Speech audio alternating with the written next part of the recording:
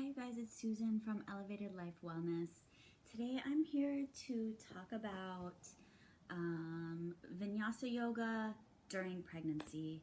I practiced Vinyasa Yoga throughout my pregnancy and it was a very, very positive experience. Of course, I was practicing before. I taught yoga throughout my pregnancy. It was a super positive experience and it really, really supported me through my labor and the birth and postpartum and everything. I love yoga, but like especially for pregnancy. And while I was pregnant, like I said, I was teaching Vinyasa Yoga in a warm room and also working part-time, and there came a time when I just needed to slow down, and that's when I started taking prenatal yoga from a local teacher. And then as time passed and things changed, now I'm the person in my community who teaches prenatal and postpartum yoga. And so I just wanted to share some of the tips that I have and that I've learned along the way for transitioning from being a Vinyasa yoga practitioner to a pregnant Vinyasa yoga practitioner, or somebody who's starting new, getting into yoga, and maybe you don't have like prenatal yoga classes available near you. Or you just want to learn, like I know some yoga, but like how do I make it safe for pregnancy? What are things that I need to know?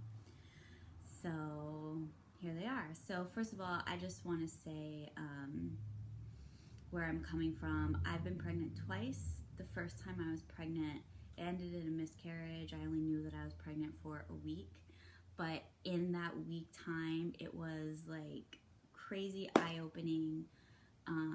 I was trying to find information, and of course when you're only pregnant for a week and the pregnancy ends, like stuff is happening in your body, and of course in this day and age we Google stuff, and oh my god, there's so much fear-based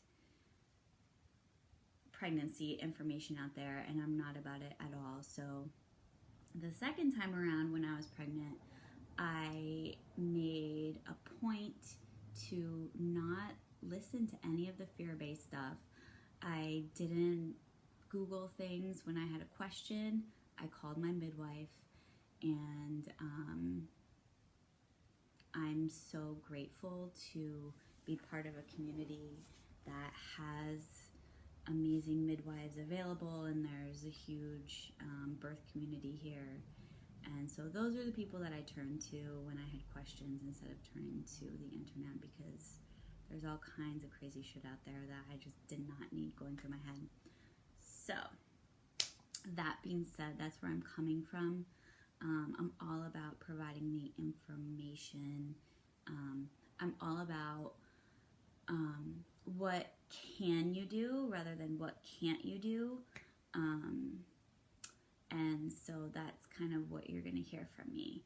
So what can you do? You can have an information-based pregnancy. And so one like really, really important bit of information I want to give you is while you're pregnant and also while you're breastfeeding, there is a hormone going through our bodies called relaxin. And relaxin is what helps soften the ligaments to prepare the body to open up and do all the amazing things that it needs to do. There's so much opening that happens while we're pregnant. However, that hormone is not just specific to the things that we need it to open up to and for. It also is just like flowing through our bodies. So when you're stretching, so this hormone makes us a little bit more stretchy. However, we don't want to misuse that extra stretchiness. So when you're stretching and doing yoga while you're pregnant or breastfeeding, go to like 75% of what your normal stretchiness would be. Don't try and overdo it.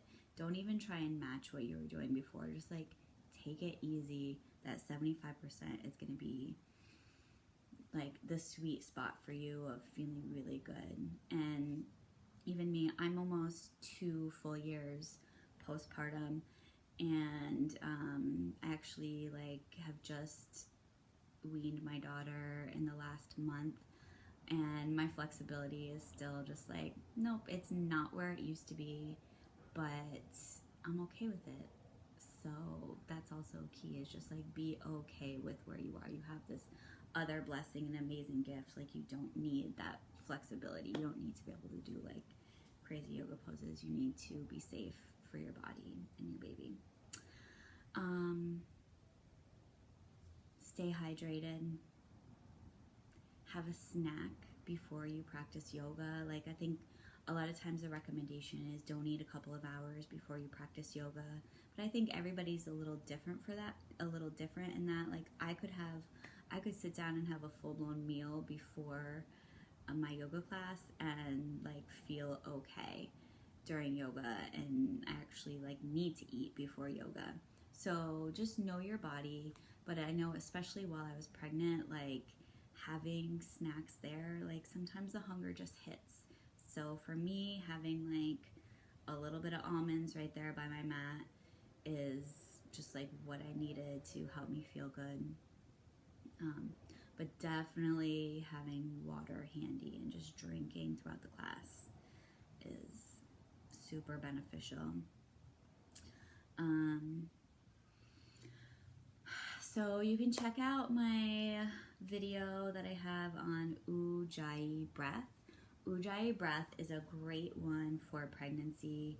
It helps you maintain balance, especially if you're somebody who's practicing in a warm room. Now, my suggestion is, if you've been doing yoga and you've been practicing in a warm or hot room, it is totally safe to continue doing that. However, I do not suggest practicing Bikram yoga in a room that's like 104, 105 degrees while you're pregnant. It's extreme. And I personally feel like doing extreme things while pregnant is just not necessary. So please, please, please use caution. For me personally, I like the room to be like 80 degrees, 85 degrees while I was pregnant. That just felt like enough to get that like, just like being in a warm room type of feeling. However, also being able to just stay cool and keep my hydration in me, not be sweating it all out. So stay in a room where the temperature feels comfortable for you. And then whatever temperature room you're in, practice Ujjayi breath. Check out my video on Ujjayi breath. I'll do a real quick demo for you. It looks and sounds like this.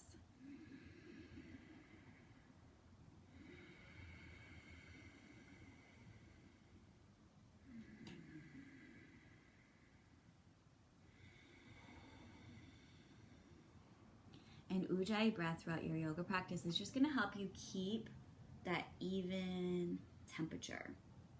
So like, I never overheated while I was pregnant. I've never had moms in my class overheat. It's what keeps you going and keeps you steady. So please practice Ujjayi breath throughout the class. If there comes a time when you feel like you wouldn't be able to carry on a conversation, or you're feeling out of breath, it's time to slow down. It's time to check back in with your breathing and just focus on that. Don't focus on any other moves that the teacher might be teaching or something that you're trying to do. Go back to your breath and get that evenness back.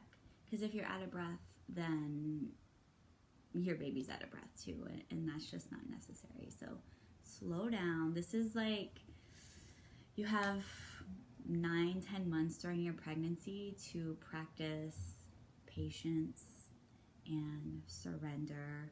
And I know when I was pregnant, I was like, oh yeah, I need patience and surrender to be able to get through labor and birth. But yeah, no, it's actually like continuing. You need it for so many things. There's so many times in parenthood when it's just like,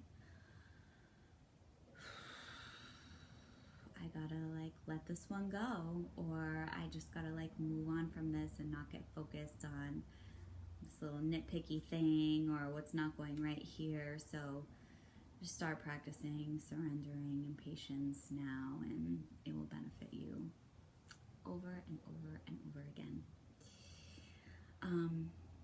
So while you're practicing yoga and you're pregnant, if anything causes discomfort, that's your body saying, this isn't for me.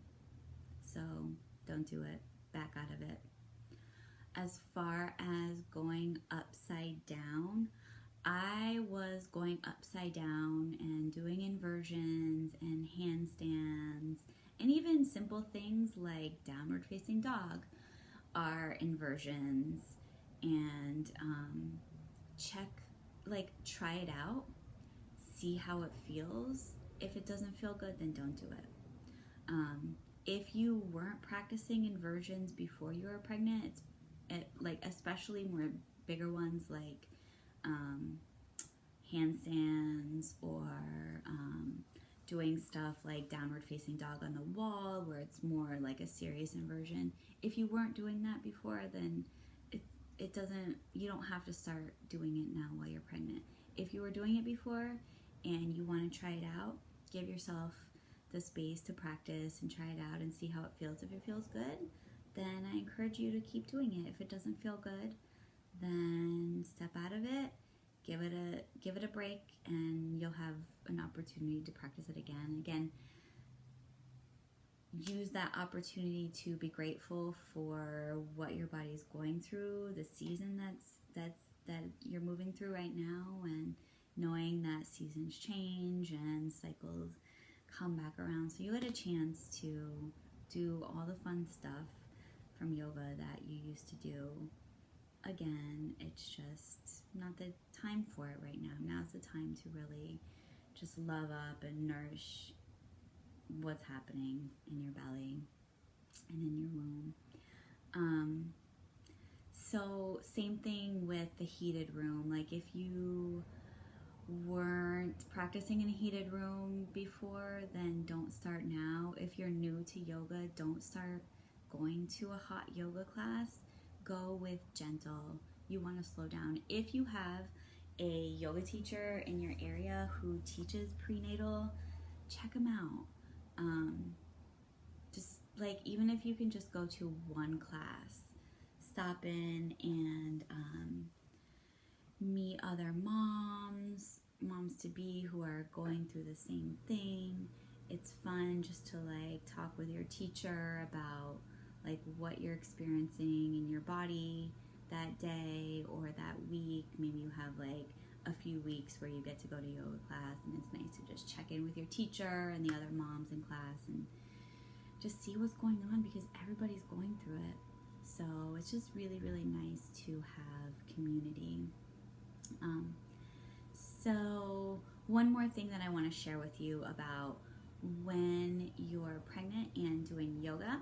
So as our bodies are changing, we can make like little tiny modifications to support that. So one thing is like normally when we're doing yoga, we stand with like our big toes together and our heels slightly apart.